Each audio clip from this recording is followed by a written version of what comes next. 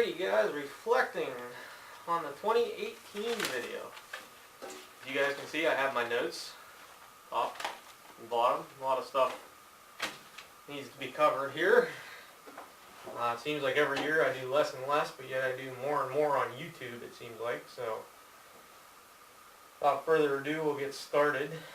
Beginning of the year, I was finishing up, well, the 524 and the 5200 were running, and I got into using them first couple videos of the year. These are somewhat in order, but I don't know if they'll all be in order, but anyhow, got into that beginning of the year. Those two projects have turned out well. The 524 has turned out to be probably one of my better running and my go-to tractor to brush hog with now. It's a little bit of a pain to start sometimes, just because the 12 horsepower is a lot of motor to pull, but I love that tractor. It runs great. The long shank I built for it works amazing. It's a good tractor. 5200, I just brought that back in the shop here recently and added a throttle cable and stuff to make it more usable, so stay tuned. You might see more of the Kawasaki Power 5200. So the first videos I really started with this year in a project that I hadn't really touched in quite a while was the 44L project. And the 44L basically needed a lot of work, have it put together,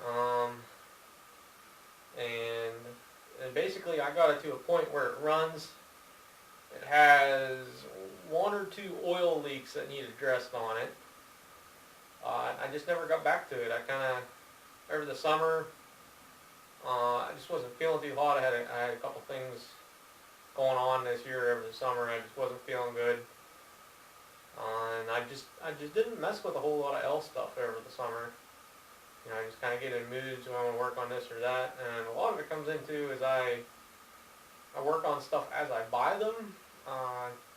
And stuff that gets put to the side because it's either going to take a lot of time, a lot of money, or it's going to need parts that I just don't have. So that's that kind of stuff. Next thing I got on my list, the 73 all-white 408.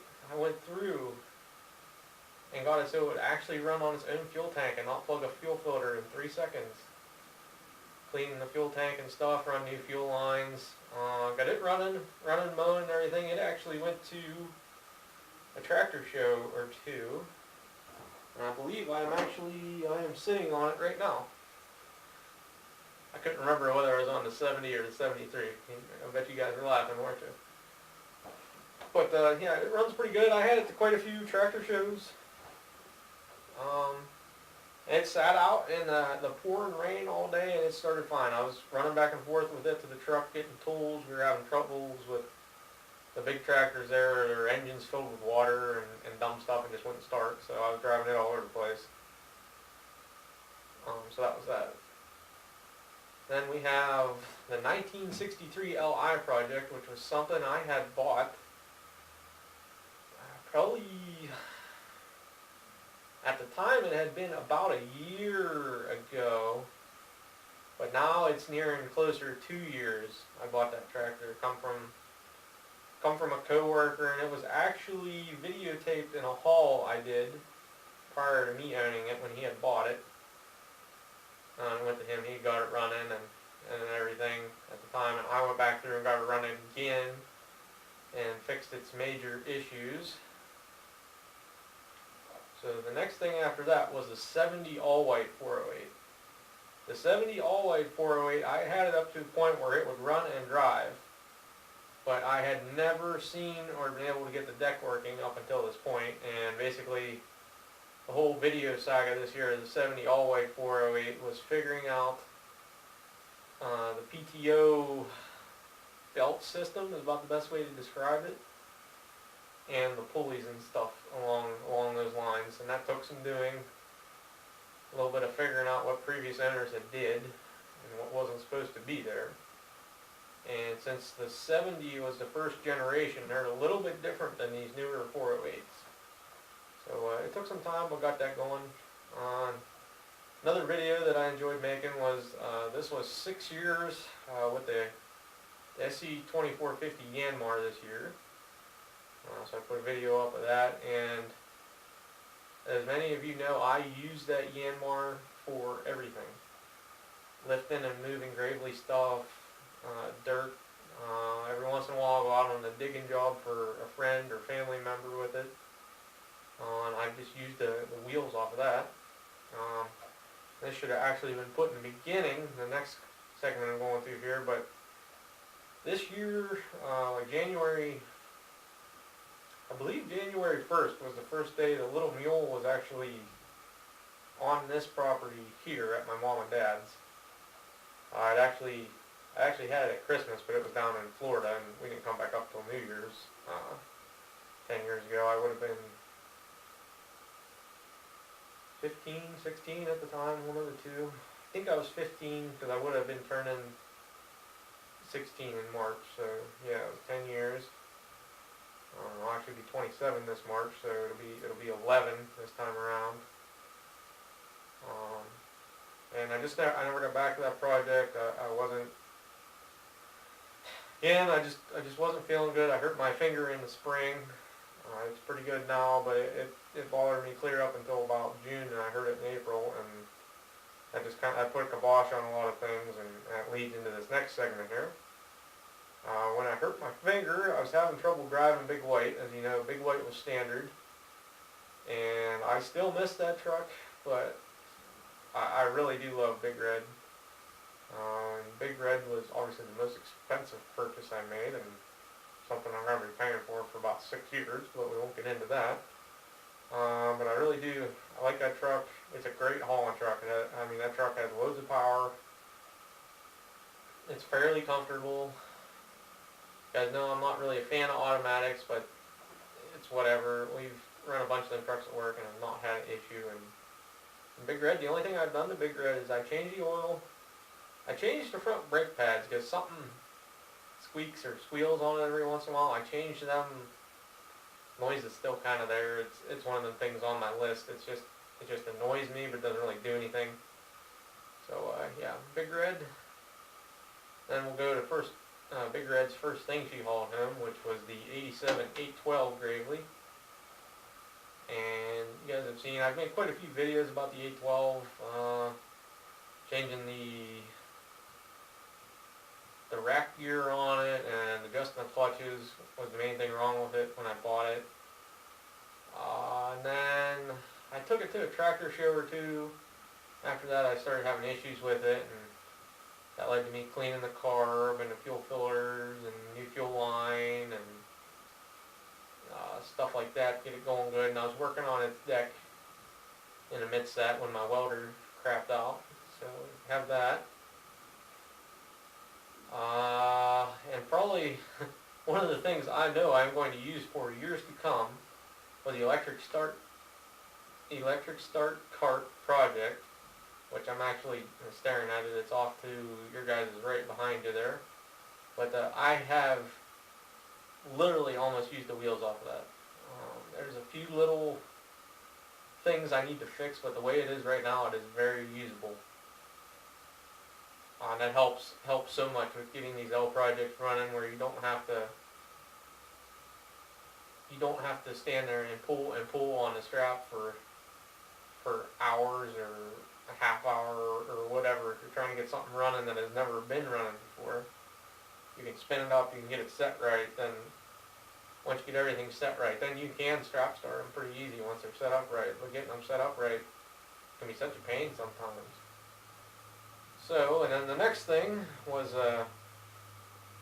me and Big Red's first real rescue mission, which was two L's, or an L and a LI. It was a 58 LI and the project I called the 50-ish L. I went through, got them running. I don't remember which one was the one that caught fire on me out back now. Whether it was the 58 or the 50-ish L, but that was a new one for me, and I learned a lesson from that one, that if you're having issues and your carb is leaking gas, it's probably a good idea to try and fix that. So yeah, that was those two, and both those two run good. The 50 of both those two machines, and I've been talking about this for quite a while, but I do really need to start selling stuff. If you guys have realized, I have bought so much stuff over the last, say, 6 years. I've been on YouTube and stuff like that, and I have only gotten rid of a handful of tractors. I can count all the tractors I've got rid of on one hand. I've only got rid of about perhaps 4 or 5 machines in that amount of time. And I have bought easily 5 times that amount. I've easily bought 50 tractors. By the time I started doing YouTube, I had I might only had maybe somewhere around 6 or 10 tractors would be my guess. You have to look at like one of my first videos. But anyhow, and then the next thing was what I called the 63 to 6-ish L project. Now, the reason I call these ones like 63 to 66-ish L's is there's no serial number on it, and you can't really date them any more accurately than that. That's kind of, what happens with that one. I did get that one running, as you guys saw on video. I drove it a little bit, but I never actually used it. I got it to a point where it ran. It probably has carb issues too, like the last one I'm going to talk about here. And it probably just needs pulled apart and cleaned, honestly. And one of the other things I did was I took the 450 motor apart and I looked inside of it. While I didn't find anything too alarming, I didn't find anything too good either. Basically, I found it could use oversized, oversized pistons and rings put in it. And basically, I put that motor back together and it runs fine, but it smokes a lot more now, especially under load. I probably shouldn't have honed the cylinders. I thought that might have helped it, but in fact, that made it worse. And it actually uses quite a bit of oil now if you're running it with a load on. I actually about locked it up a couple weeks ago. I was running it. I was cleaning up leaves with it because I had the decks off everything else. And the oil light is always turned on and off on that tractor, and I kind of to the point where I don't really pay attention to it. It's kind of, it's there, but if you go from like on this, going across the hill this way, going across the hill this way, the oil light shuts off. So I was going along down in the bottom of the field down there, and then the motor just started getting tight. I took the deck off, didn't do anything. I shut it off. And I just assumed it didn't have oil in it, pulled the dipstick out, there wasn't much. I come up and got oil and put in it, and luckily, the motor wasn't stuck. It turned over with the starter, which, is a good sign. And it ran fine after that, didn't knock or anything. I finished what I was doing that day, and I've used it since. I moved my little trailer around and stuff. It's just been so wet around here, I can't get in and out of the backyard with my trucks. And the thing we're going to talk about after this, which I've kind of glanced over, is this year I worked on quite a few rider decks. We had the 408s, we had the 430 NB, the 12G. I started into the 812 deck. And the 812 project I actually got back on too with the steering box. And what else did I do on that? I fixed the flywheel screen bolts. Steering box, flywheel screen bolts, put a battery in it. Seemed like there was something else I did to it, but I can't remember right now. It's escaping me right at the moment, but that was pretty much the 812 project, and I still am hunting for a deck spindle for that, guys. Because it's the old style ones, and they're not real common. I gotta get back a hold of my buddy about that. But I did actually JB weld them pieces together. Am I going to use it like that? I don't know. And if I did, I wasn't really planning on showing you guys on YouTube and just seeing what happens. The way those spindles work is basically if the JB weld broke, it would come apart like the bearings went bad, but it couldn't physically like explode and go everywhere. So I was debating about it, but like I said, I haven't done it yet. Probably we're down to the last three things here, and one of these things that was very partial to my heart was getting the 1941 9N Ford. As many of you guys know, it was my grandpa's, but my great uncle used it up at the farm. My grandpa's not really much of a tractor running kind of guy. He kind of left that to everybody else. He had bought it though, so that counts for something. And that's what I remember, my great uncle using up at the farm, and I got it running. It went to a tractor show. Yeah, I took it to a tractor show. I've used it around the yard some, setting up the plows, and I got the brush hog for it. But haven't really done a whole lot of stuff on YouTube with it, mainly because the plan was to use it at plow day. It was so wet, plow day was canceled. We had actually moved it a week and hoping it would dry out, but it just rained the night before plow day again, the Friday. So did that, and that tractor is running very good, and that tractor will not go anywhere. I'll tell you guys that right now. It will not go anywhere as long as I'm alive. Still needs a little bit of work, just needs the engine oil changed, and I would like to add headlights to it. You guys know where I live, I don't have street lights around or anything, so 6-volt headlights would be better than no headlights. The other thing I'm going to say is, when the 6-volt battery goes bad, I will probably more than likely upgrade it to 12 volt, and as far as upgrading it to 12 volt, I think I'll just buy a 12 volt battery and 12 volt alternator and the brackets for it, and then I'll just put a ballast resistor down to the 6-volt coil and keep the rest of the 6-volt stuff because I have two 6-volt coils and stuff like that, and I'll use those until they go bad. When they go bad, then I'll change everything else to 12 volt. It's just easier that way. But I won't do that until it happens. So, the last two projects, the one of which you guys are watching right now, which is the 50L project, which was the one I got in the Great Gravely Haul of 2012. Yeah, it was 2012. And basically it had a crack block. I changed that. Had I known that back then, it would have been easier to switch the fan shroud and the handlebars to a different machine. But Steve, being the guy he is, he put the new block on there, never noticed or realized the transmission was cracked, and then it sat over there for 5 years. I've had the transmission for it for probably 3 or 4 years, I bet. I just haven't had the want to do the project, and like I said, in the fall here, I kind of got back into, I want to work on L's for some reason. Don't know why, I just kind of want to go back to my roots and work on some L's projects I've had here for years that there's really no reason they should be sitting in the corner. I should get them running. And like I've talked about, a lot of stuff I have too from the same year may go. And some stuff won't go just because I really like those tractors or whatever, like the couple, because there is four 1963s, there is two L8s, which I'm looking at those behind you guys, and there's two 63 LIs.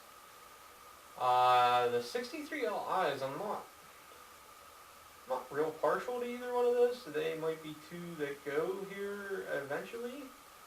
But I want to look because of the 63s, two of them are within 20 serial numbers apart of another one. One or the other, and I don't remember which ones they are off the top of my head. I have to actually look at my spreadsheet or physically look at the tractors, but I have those. So, back to the 50L. Obviously got it put together. I haven't driven it any further than inside the shop that day, and that's been it. And last, and a project you guys will be seeing by the end of this year, at least the start of it, to date, there is 8 parts to it. I have had it running now. I have not drove it. I actually had it running last night. and that is the Rusty 53L. This project, when you see it, is going to be one that would make the average guy give up. Started out, I took the carb off of it. Well, back up even further than that. The reason that it always sat there was it was missing a forward and reverse planetary and clutch. And since I changed the transmission out of the 50, everything worked in that. I took the internals from that I needed, and put into the 53L transmission. I then started to try and get the motor running, and that's when I started running into issues. Mainly water, rust. I mean, I have never had trouble with so much trouble with broken and stuck bolts and stuff cracked and all kinds of stuff. I just never had these kind of issues before. It's amazing all the tractors I've saved, the ones that have been through fires and stuff. And this one here really gave me a run for my money. And you guys will see it in the video. There's even some stuff I did not record because I was just irritated at the time and wanted to get it done. Like the impulse on the magnetos, I had a part on that, and like I said, last night I just finally got it running. I won't spoil everything, but like I said, I did junk a carb, I did junk a mag, and you guys are gonna have to watch and see why. So, without further ado, that's pretty much it for reflecting on 2018, at least my YouTube view of it, anyhow. And as far as what next year brings, I really just don't know. Whatever tickles my fancy. Like I said, I was mentioning I would like to finish up some L projects. So I tend to like to work on the L's in the winter because they're easy to move around the building. I can put like 2 or 3 of them in my working bay over there and still have plenty of room to work on them. So I'm thinking once I get the 53L done the whole way, which it's basically put together now, I just gotta finish what I need to finish on it. Like I said, I'm trying not to spoil that too much.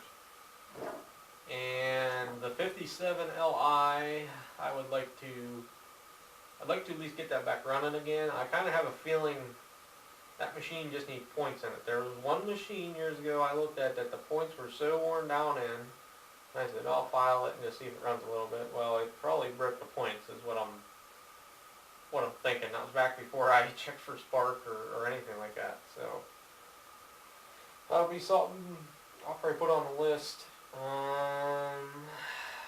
44L I talked about. There's the main holdup I have with a lot of these projects around here is I need a good machine shop I can trust. There's nobody local. The closest place is about an hour away, which I could actually drive there. It's in Pittsburgh, and you guys know I'm in Pennsylvania, and I'm about an hour-ish away from Pittsburgh. So, cause like right now I have 3 cranks that need ground, and if I got the cranks ground, I could put 3 Kohler motors together.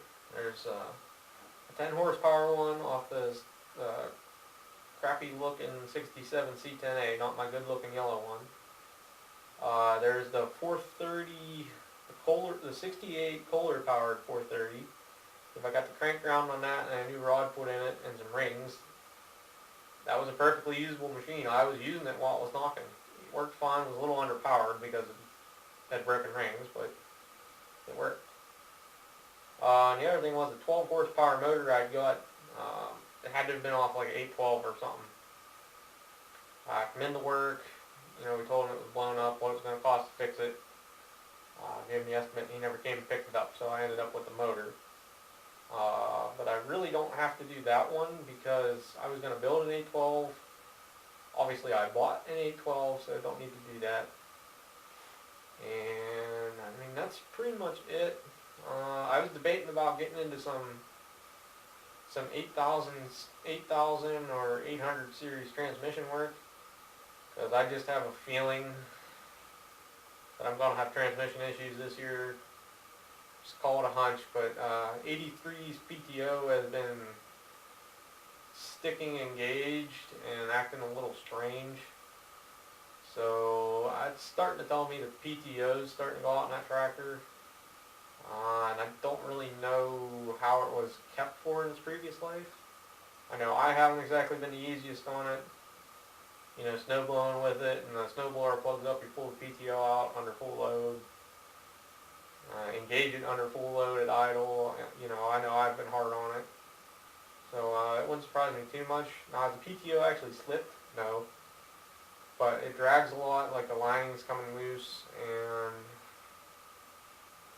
just like I said, it's just a hunch, guys. Just a hunch. So it would be nice to have a transmission ready, just swap in on the go, and then I could rebuild the other transmission later as needed. As obviously you guys know, I've done them at work and done them at shows. I've helped at shows do them. And they're not exactly a fun thing either, but it happens. So, alrighty guys, I have no idea how long this video has been. I'm sure it's at least 15, 20 minutes long. See if my guesstimate is right while I'm editing. I'll put it in the bottom. And I got to edit in a bunch of, I don't have to, I can just put pictures or something in these projects I talk about. But I'd like to have a little bit of video, maybe some moments of these projects that maybe enjoyed or when I got them running, you know, something like that. So, with that being said, guys, I want to thank everybody that watches my videos. You know, there is now 800 and, I just mentioned this on the Christmas video, but there's now like 823 subscribers, 820-ish. You know, and it slowly goes up every day. People, you know, find my channel. I don't make videos all the time. I am making videos of stuff going on and stuff I think other people may find interesting, or videos of stuff that I cannot find videos of whenever I go to do something. Because believe it or not, even though I am a grease monkey, there is stuff out there I have not done yet, and I will full-heartedly admit that. Like the impulse on the magnetos when I did the other day, I didn't videotape it because it's the first time I've ever done it myself. You know, it's the first time I ever had to mess with one. So, just stuff like that, guys. So, with all that being said, thanks for everybody for watching, commenting, and subscribing. It's been another great year. You know, another year older, which that sucks, but what are you gonna do? I know quite a few of the other guys are real busy doing stuff like RW3 Dog Ralph. Many of you guys who watch my videos watch his videos, and he's real busy moving his collection right now, and I can understand how do I even want to say it, the frustration of moving that many tractors that run, don't run, or decide they want to be a pain that day. I can fully sympathize with him, because it's tough to get this many tractors running and moving when you want them to. So I'm out there, I'm watching your guys' videos too. So, like I said, guys, for the last and final time, thank you guys for watching. I hope you enjoyed, and I hope you guys will stick around for next year, and who knows what's to come. Maybe some more tractor shows. Maybe I'll buy some more bigger tractors. I kind of got the itch now with the 9M. Don't tell anybody. I've been looking at backhoes and stuff. Yep. You know, the $500 backhoes you see on Craigslist? That's the kind of stuff I'd like to have, but you don't find a lot of that, so. Alright guys, later. Get to everybody on the next one.